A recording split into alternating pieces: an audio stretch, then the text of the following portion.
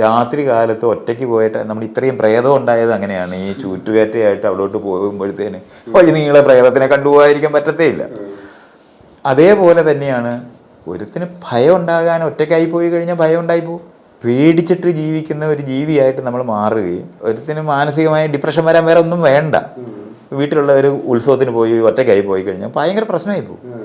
ആ ഒറ്റയ്ക്കാകുന്ന ആളിന് നിലവിളിച്ചാൽ പോലും കേൾക്കാവുന്ന അകലത്തിൽ ആരുമില്ല.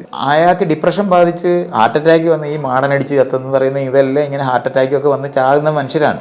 ആ ആളുകളെല്ലാം എങ്ങനെയോ മരണപ്പെട്ടു പോയതായിട്ടും ഒക്കെ.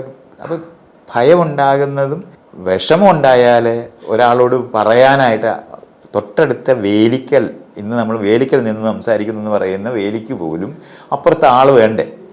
ആ ആളില്ലാത്ത കുടിലുകളിലെ ഒരു സമാഹാരമായിരുന്നു കേരളം. ഇപ്പോഴാണ് വീടായത്. ഈ 50 വർഷത്തിനകത്താണ് നമുക്ക് ഇത്രയും. മറ്റേ കുടിലുകൾ മാത്രമായിരുന്നു എൻ്റെ കുട്ടിക്കാലത്തുണ്ടായിരുന്നത്.